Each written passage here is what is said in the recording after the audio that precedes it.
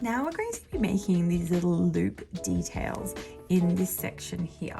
With our round sections, they're meant to be stitched with either bobbles or these little loop details or latch hooking details. And whilst on the product photos, we have certain areas done in certain places and we've given those recommendations. Remember that you can move these around and pop them in different spots. For example, I'm going to do brown and have the brown flow into the green loops, but you could also mix that up and use white or blue as well, or even pop some bubbles here instead of over on the other side. So remember, there's a lot of room for creativity. To do your bubbles, or in this case, to do your little loops, we're going to take the end and we're going to be using our latch hooking for this. Essentially what we're doing is weaving on these loops across this shape. I'm going to be starting at the top and I'm going to be working kind of in little back and forth directions like that. To begin, I'm going to start at the top of my shape and I'm going to pull through a little loop, and then I'm going to push the latch hook through and take the tail, and this will secure this chenille yarn to the canvas. There we go. To begin the loops, we're going to take your latch hook, slide it through and grab the loop. Then when it's about 1 centimeter length inside, we're going to push the latch hook through so it's open. Then we're going to grab our piece of chenille and pull it through in a loop. Once it's about 1 inch long, we want to let go, and that is one of our loops. It's as easy as that. Then you're going to move a couple spaces to the left, and we're going to repeat that process again. Grab the yarn, pull up a smaller loop, and then grab your yarn again through there and pull up a larger loop.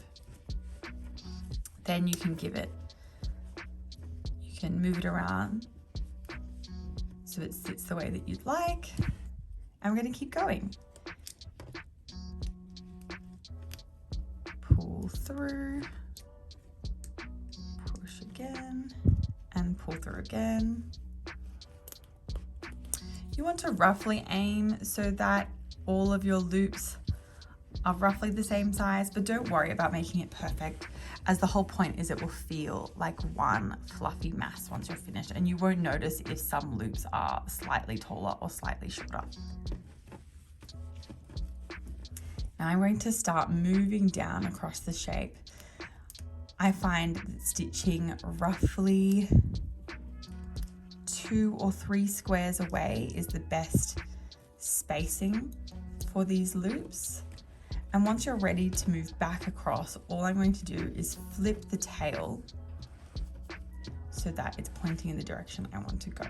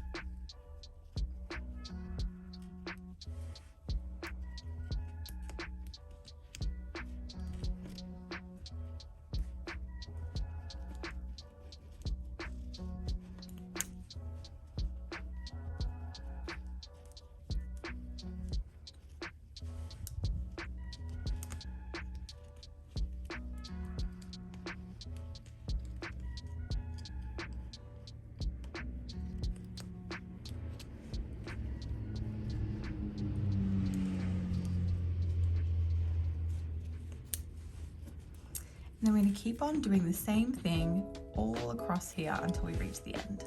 As you work, you can also move your canvas around if you want to get different angles. You can stitch on vertical bars rather than the horizontal. Don't worry about having to make every stitch perfect, because the whole point is creating that organic, fluffy, looped look. So they don't need to be perfectly even, and they don't need to always be in the perfect spot. You can even work diagonally across, for example, here. If you feel that that is the best spot for your loop and it will fill in the gaps the way that you want them to be filled.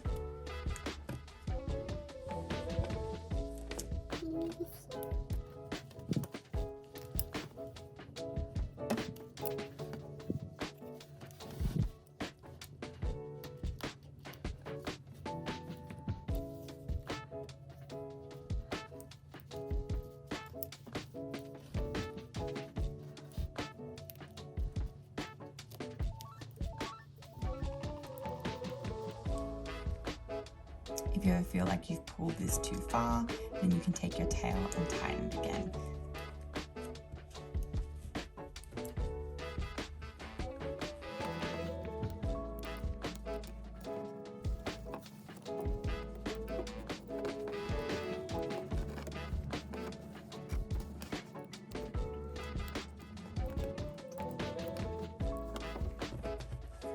Now what I'm going to be doing here is filling in as much as I can with my green yarn, but then I want to do some edging with the white as well, so that it almost looks like little white details and flowers around the side.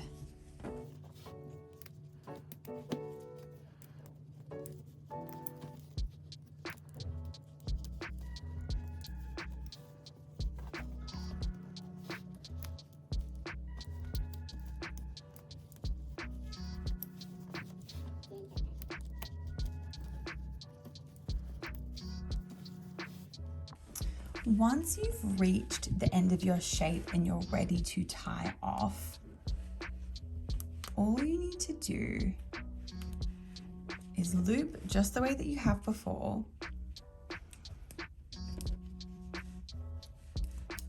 Pull that through and then take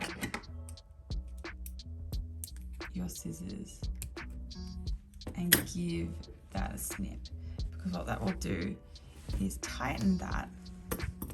You can cut it to length so that it blends in seamlessly with your other loops. And there you go. You have our beautiful loopy section. And on the back you can see it's all weaved in. Now what you want to do is add the same bobble details and loop details to any other areas on your rug where you would like to do it. If you're not sure what to do, you can follow the design that we've done and stitch it in the same places that we've recommended in our picture. However, if you want to make it your own and you want to swap out any colors or pop details in different places, feel free to do so.